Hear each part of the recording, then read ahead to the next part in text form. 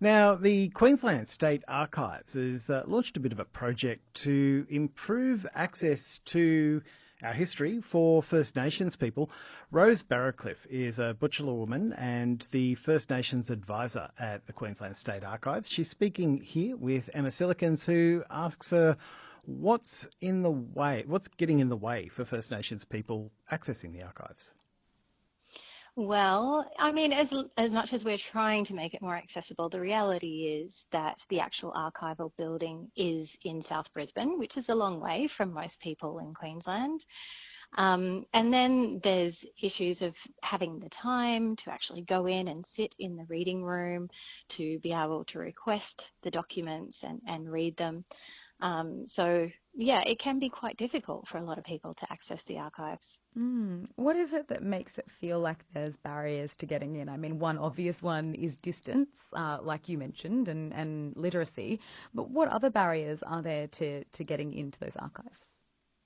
Yeah, sometimes it's knowing how to do the research as well. The archives are arranged, or the records are arranged in a way that doesn't really make sense to most people because they have very minimal descriptions, and the words that are used to describe them don't even necessarily indicate what's in the records. So archival research is a very particular type of research.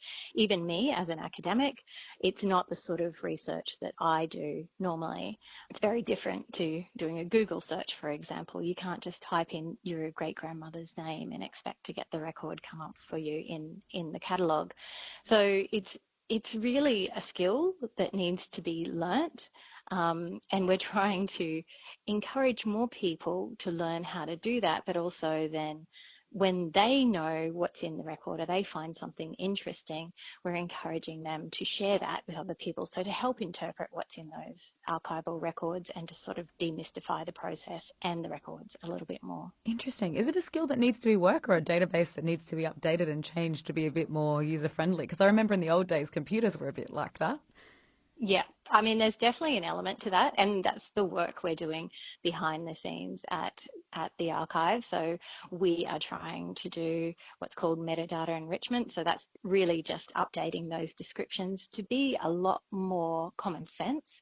So anyone, in theory, could come in and type in their great-grandmother's name, possibly, but maybe a place name or an event name, and that would bring up the record that they're looking for. So that's not currently the case, and you'll find that with a lot of archives, but we are trying to do the work to fix that.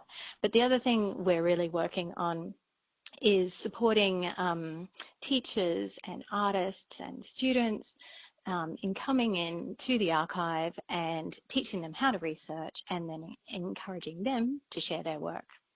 How are you actually doing that? You said you're doing a project at the moment. You're teaching people like how to use the archives. That's one side, but on the back end, as the state archives, you're doing all this work to improve the metadata. Is that a project that just the state archives is doing, or in the past I've seen when libraries and different places work on their archives, sometimes they bring in the community to help with the labour because it's expensive to do these type of things.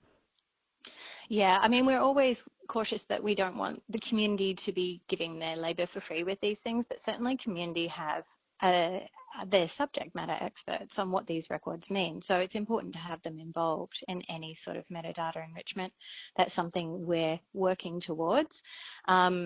And I'm pleased to say we have also put on some new staff at Queensland State Archives who have had a long history of working with both Indigenous communities and the Queensland State Archives records and connecting them. So they have a understanding, I would say, that's unparalleled of what's in the records and how it relates to First Nations communities in Queensland. So we've got now some staff at QSA to help us with that who can help with the metadata enrichment. So yeah, that's on the back end. And I hope in future catch-ups that I can tell you more about what we're finding with that and what sort of records we're now making more discoverable to Aboriginal and Torres Strait Islander communities.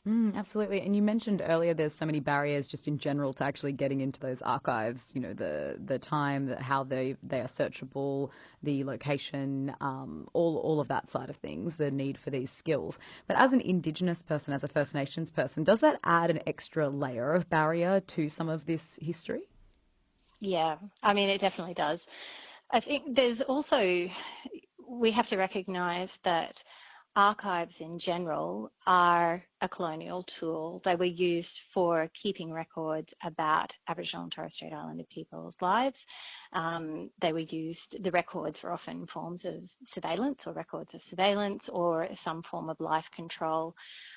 So there's an emotional barrier, I think, or that a lot of us feel when going to the archive. There's a sort of trepidation about what we'll find.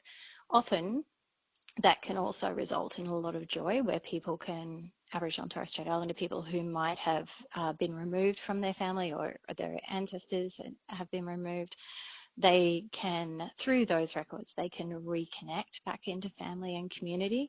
But it's a bit of a double-edged sword. So we as an institution, we don't want to presume what's going to be important to Aboriginal and Torres Strait Islander people. We want to support Aboriginal and Torres Strait Islander people to be able to come to the archive or to engage with those records and to find the records that they think are relevant and to be able to tell the story themselves. And that's Rose Barrowcliffe. She's the First Nations advisor at the Queensland State Archives, and she's speaking with the ABC's Emma Silikans.